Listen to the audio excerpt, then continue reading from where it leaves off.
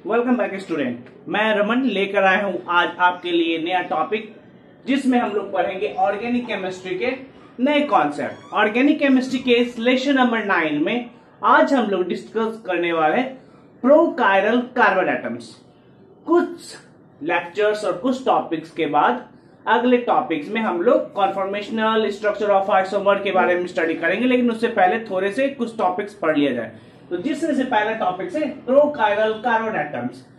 प्रोकायरल carbon atoms का मतलब होता है कायरल एटम के पहले वाला स्ट्रक्चर। मतलब कायरल एटम कहते किसको है? तो कायरल एटम ऐसे एटम को कहा जाता है जो स्टीरियोजेनिक स्ट्रक्चर शो करे। स्टीरियोजेनिक स्ट्रक्चर मतलब एक ऐसा कार्बन एटम जो एसिमेट्रिकल फिगर या कॉन्फ़िगरेशन शो करे, जिसके पास जो भी ग्रुप से ये एटम्स है वो सारे के सारे डिफरेंट नेचर्स के होने चाहिए।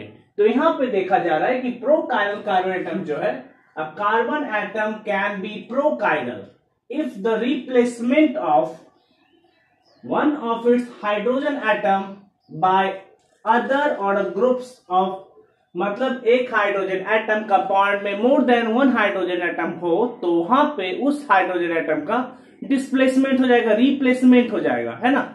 किससे होगा? तो दूसरे किसी हायर ऑर्डर या हायर ग्रुप्स या हाई इलेक्ट्रोनेगेटिव वाले ग्रुप से, है ना।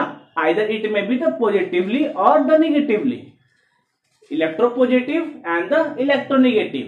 तो यहाँ पे अलग अलग एटम्स और ग्रुप से ये हाइड्रोजन एटम का डिस्प्लेसमेंट हो जाएगा, और उस डिस्प्लेसमेंट के कारण जो स्ट्रक्चर कायरल स्ट्रक्चर बनेगा उसे हम बोलेंगे prochiral carbon atom, and the compound is said to be the prochiral carbon molecule, है ना।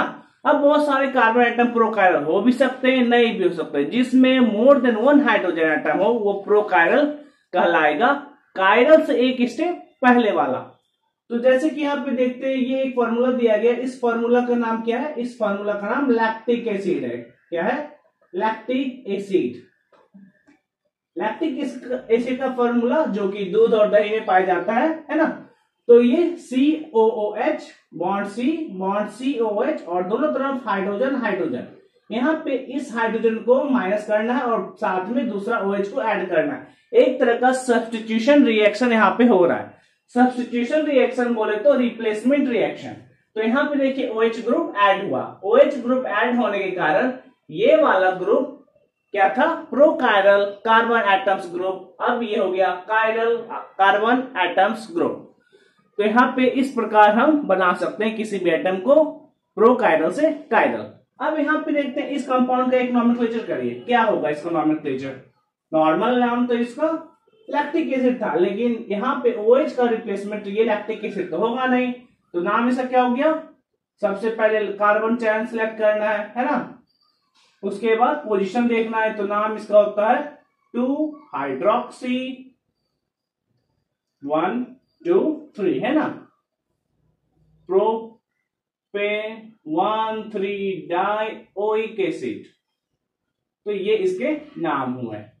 2 हाइड्रोक्सी OH ग्रुप था, तो पहले लिखेंगे प्रीफिक्स ऑर्डर में 1 और 3 टोटल 3 कार्बन, तो प्रोपेन। 1 और 3 पे कार्बोक्सिलिक एसिड, तो डाइओइक एसिड। इस प्रकार इसके नाम हुए। चलिए दूसरा सवाल आता है, इसी कंपाउंड्स का इनेंशियोमर बनाना है। क्या बनाना? इनेंशियोमर। इसको फिर से लिख देते हैं। इसी कंपाउंड्स का इनेंशियोमर बनाना है। COOH था, इधर C था, इधर भी COH था, है ना। इधर OH था और इधर H था। तो इसका इनेंशियोमर तो क्या करेंगे कि मिरर रखेंगे बीच में। ये मिरर इमेज बनाना है, तो कैसे बनेगा? ये जस्ट कॉपी आउट हो जाएगा।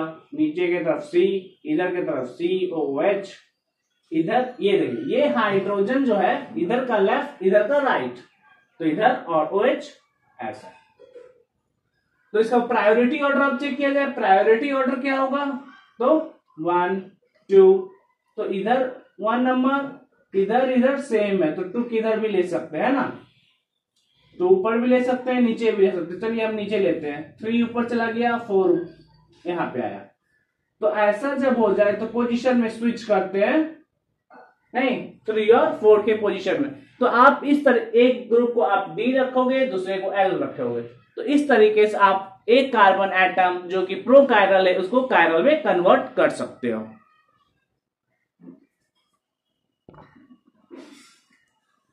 Double bond equivalence. Double bond equivalence कहने का मतलब हुआ यहां पे एक वैल्यू कैलकुलेट किया जाएगा जिसे हम इंडेक्स वैल्यू के नाम से भी जानेंगे। उस वैल्यू के बेसिस पे डिसाइड किया जाएगा कि जो आइसोमर बन रहा है इस आइसोमर में कितने टाइप्स के डबल बॉन्ड बनेंगे, कितने टाइप्स के ट्रिपल बॉन्ड बनेंगे, कितने टाइप्स के रिंग्स बनेंगे, एक रिंग बनेगा, दो रिंग बनेगा, क्या बनेगा। तो यहाँ पे देखेंगे it is also called index number. Double bond equivalent मतलब डबल बॉन्ड सिंथेसिस होगा जब कंपाउंड्स के वैल्यू कैलकुलेट किए जाएंगे। तो क्या किए जाएंगे वो बात की बात है, पहले ये देखेंगे अगर कैलकुलेट किए जाएंगे तो क्या क्या वैल्यू इसका आएगा, क्या यहाँ पे एप्लीकेशन इसका होगा, सिग्निफिकेंस क्या होगा इसका, है ना। तो सबसे पहले it is also called index number. Bye calculating double bond value DBE short में बोला जाए, the problems on structural isomerism can be solve. Problems जो है वो सॉल्व कर सकते हैं, जैसे कि किस टाइप का स्ट्रक्चर बनेगा, सिंगल बॉन्ड स्ट्रक्चर बनेगा, डबल बनेगा या ट्रिपल बनेगा। डबल बनेगा तो कितना डबल बनेगा, है ना। If the value of double bond structure is 1, यहां पे देखिए, if the value of white index number is 1 it means only 1 rings और double bond, single double bond बनेगा। कितना बनेगा, एक डबल बॉन्ड का स्ट्रक्चर आप तो ड्रॉ कर सकते हो या फिर एक रिंग बना सकते हो, ओनली 1। या तो आप एक रिंग बनाओ, है ना, जैसे बेंजीन रिंग, या फिर आप क्या कर सकते हो, या फिर आप एक सिंगल बॉन्ड स्ट्रक्चर बनाओ। बेंजीन रिंग में टोटल कितने आते हैं डबल बॉन्ड, टोटल 3 आते हैं। तो एक रिंग में ये नहीं हुआ, साइक्लोहेक्सेन जैसे है वो एक रिंग स्ट्रक्चर है, तो या तो आप साइक्लोहेक्सेन बनाओ जिसमें कोई डबल बॉन्ड नहीं, सिर्फ रिंग है, सिंगल बॉन्डेड एटम्स, या फिर एक डबल बॉन्ड स्ट्रक्चर बनाओ जैसे कि इथीन वाला स्ट्रक्चर। दूसरा, if the double bond value is 2, अगर 2 वैल्यू आ जाए तो क्या होगा, तो 2 डबल बॉन्ड बनेगा। एक था तो एक बन रहा था, या फिर आप 2 रिंग्स बनाओ, 2 डबल बॉन्ड बनाओ या फिर 2 रिंग्स बनाओ, या फिर एक रिंग और साथ में एक ट्रिपल बॉन्ड स्ट्रक्चर बनाओ, एक रिंग्स और उसी रिंग्स के इंट्रा मॉलिक्यूल स्ट्रक्चर में ट्रिपल बॉन्ड स्ट्रक्चर। चलिए इसको एग्जांपल से हम इलस्ट्रेट करते हैं, आपको समझाने की कोशिश करते हैं। चलिए, डबल बॉन्ड इक्विवेलेंट के फॉर्मूलाज। तो आप डबल बॉन्ड इक्विवेलेंट या इंडेक्स नंबर कैसे कैलकुलेट करोगे, तो उसके लिए एक फॉर्मूला दिया है, DBE is equal to summation, मतलब पूरे को जोड़ना n ब्रैकेट में v-2 और पूरे को 2 से डिवाइड देके लास्ट में प्लस कर देना है 1। तो n मतलब क्या होता है, नंबर ऑफ एटम्स, कितने एटम्स है इसमें, और v मतलब number of valency of atoms. जैसे कि एग्जांपल C3H6O दिया गया, इसको आप कॉपी में लिख के याद कर लोगे, NV-2 डिवाइडेड बाई 2 प्लस 1। तो जैसे C3H6O है तो इसका DBE निकालना है, DBE इक्वल टू एट ये कितने 3 है ना, तो बाहर में रख देते हैं 3। कार्बन का वैलेंसी कितने होते हैं, कार्बन के नंबर पहले रखेंगे, नंबर ऑफ एटम्स बाहर में रख दिए, ठीक है, N equal number of atoms bracket देंगे, कार्बन का वैलेंसी 4, यस बिल्कुल सही जवाब 4 में 2 माइनस करना है, ब्रैकेट क्लोज, उसके बाद प्लस का साइन। फिर देखेंगे ये हाइड्रोजन, तो हाइड्रोजन 6 है, 6 में है ना, 6 में क्या है, हाइड्रोजन का वैलेंसी 1 -2 ये है, फिर प्लस का साइन। फिर देखेंगे नीचे में ऑक्सीजन है, तो ऑक्सीजन 1 ब्रैकेट में 2 वैलेंसी -2 और टोटल डिवाइडेड बाय 2 और लास्ट में +1। तो इस प्रकार से कैलकुलेट करेंगे। चलिए इसको आप कैलकुलेट करिए, आपको देते हैं 10 सेकंड का टाइम, कैलकुलेट करिए। क्या आपका आंसर आ गया? तो चलिए यहाँ पे हम आपको हेल्प करते हैं। सबसे पहले 3 बाहर में लिखे, 4 - 2 तो ब्रैकेट में 2, ठीक, प्लस का साइन दिए, 6 बाहर में लिखे, 1 - 2 -1, प्लस का साइन दिए, 1 बाहर में लिखे, 2 - 2 0 डिवाइडेड बाय 2 + 1। चलिए इधर कर लेते हैं। अब देखिए 3 × 2 6 ये देखिए क्या हो गया, -6, उसके बाद 0, 0 का टर्म ही हटा देते हैं, डिवाइडेड बाई 2 + 1। ओके, तो अब यहाँ पे देखिए ये 0/2 is equal to 0, therefore final result is equal to 1। तो अब DBE का वैल्यू 1 आया, मतलब कि आपका कंपाउंड C3H6O जो है इसके बीच में एक डबल बॉन्ड स्ट्रक्चर बनेगा या फिर एक रिंग लाइक स्ट्रक्चर बनेगा, है ना। एक डबल बॉन्ड स्ट्रक्चर बनेगा या फिर एक रिंग लाइक स्ट्रक्चर बनेगा। तो यहां तक लिख लिए, इसको अब रब करते हैं, है ना। इसको रब करके इसका स्ट्रक्चर बनाते हैं। तो DBE का वैल्यू क्या आया, 1 आया। तो इसका स्ट्रक्चर चलिए यहां पे दिखाते हैं आपको बना के, DBE इक्वल टू 1। तो इसका structure CH3 bond CH3 double bond देके ये एक डबल बॉन्ड आपको यहां पे देखने को मिल रहा है। तो इस प्रकार ये कंपाउंड का नाम होता है acetone. Okay, now the compound. ये अगला क्वेश्चन की ओर हम लोग बढ़ेंगे, एग्जांपल नंबर 2। एग्जांपल नंबर 2 में आप देखेंगे, चलिए इस एग्जांपल को बदल देते हैं। इस एग्जांपल को बदलने के बाद एक नया एग्जांपल की ओर आते हैं, और ये एग्जांपल है C4H8 C4H6। Yes, let me check it, C4H6। तो इसका DBE निकालते हैं, DBE।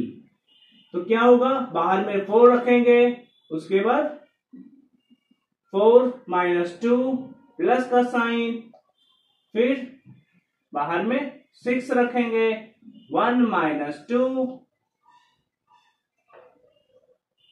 Divided by 2 + 1। तो देखिए बाहर में 4 - 2 हो गया 2, ये हो गया +6 - 1 डिवाइडेड बाई 2 + 1। यहां पे देखते हैं 8 - 6 divided by 2 + 1, therefore 2/2 + 1 equal to total value 2 आ गया। 2 आ गया मतलब कंपाउंड में 2 डबल बॉन्ड होंगे। कितने होंगे, 2 डबल बॉन्ड। आंसर में आएंगे 2 डबल बॉन्ड। दूसरे कंपाउंड आएंगे 2 रिंग्स, या ये जितने पॉइंट्स है उसमें से कोई एक बनाना है, 2 रिंग्स, है ना, आइदर। तीसरा है 1 रिंग विथ ट्रिपल बॉन्ड। तो ये तीनों में से कोई भी एक कंडीशन आप बना सकते हैं स्ट्रक्चर। तो इस प्रकार से आपको डिसाइड करना। मान लीजिए आपके कंपाउंड में DBE का वैल्यू 4 आ गया, तो 4 आने का मतलब क्या होता है कि कंपाउंड में या तो आप 4 डबल बॉन्ड बनाओगे, या फिर 3 डबल बॉन्ड, 1 ट्रिपल बॉन्ड, या फिर 4 रिंग बनाओगे, या फिर 3 रिंग, है ना, 1 रिंग में 3 ट्रिपल बॉन्ड। तो ऐसा करके आप बना सकते हो। तो इस प्रकार ये टॉपिक यहीं पे खत्म होती है। हम अगले लेक्चर में, lecture number 10, which would be the last lecture or the second last lecture of this chapter, तो उसमें हम लोग कॉन्फॉर्मेशनल आइसोमेरिज्म को फुलफिल करेंगे। तो प्लीज ट्राई द क्वेश्चन। यहाँ पे आपके लिए कुछ होमवर्क देते हैं, इस होमवर्क को आपको बना पाना है। होमवर्क है इस प्रकार की, बताना है कि इसमें क्या क्या स्ट्रक्चर बनेगा। Question number 3 for you all, this would be the homework. आपका फॉर्मूला यहाँ पे है C4H9OH। क्वेश्चन नंबर 4 में देख, इसमें कितने DBE का वैल्यू आता है, और इसमें कौन कौन से कितने डबल बॉन्ड बन सकते हैं, कितने ट्रिपल बॉन्ड बन सकते हैं, कितने रिंग्स बनेंगे, ये आपको बताना। अगला फॉर्मूला आपका आता है बेंजीन के लिए, C6H6 स्ट्रक्चर। तो 2 question, please try this and try to solve your doubt by giving your doubt in a comment chat, ताकि आपके सारे सॉल्यूशन, आपके सारे डाउट को हम सॉल्व कर सकें, आपको हेल्प कर सकें। तो मिलते हैं अगले वीडियो में, जाइए कहीं मत, देखते रहिए हमारे चैनल को।